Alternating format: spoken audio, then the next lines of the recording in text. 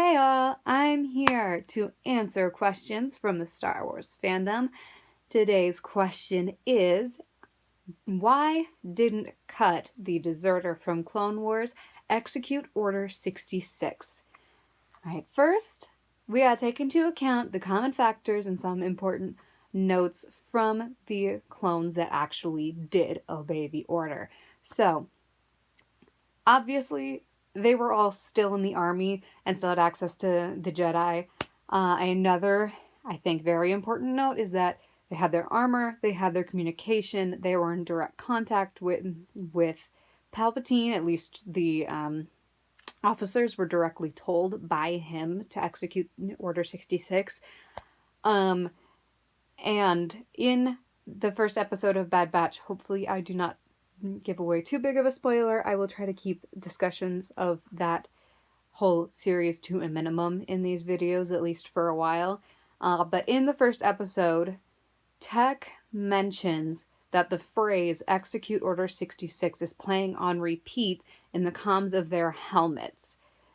So, taking all of that into account, I think the reason that Cut didn't execute Order 66 is because he had zero communication with the army at this point. He had thrown away all of his connections, his armor, his comms, everything from his time as a soldier was gone. And so in my mind, a quick explanation here, in my mind, the phrase Order 66 was a trigger that made that activated their, like, whatever was going on with their inhibitor chips and triggered their programming back there so that they killed Jedi.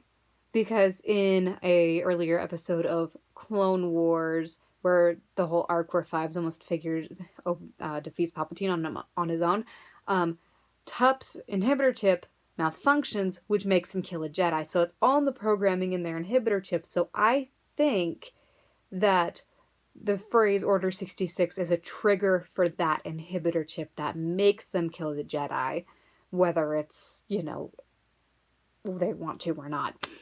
So the fact that Cut, sorry, blanking on his name,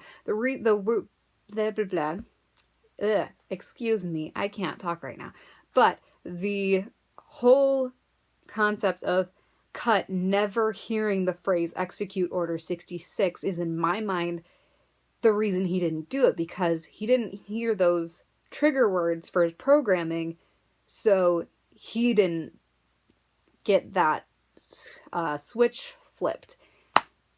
So yeah, that is kind of what I think happened with Cut.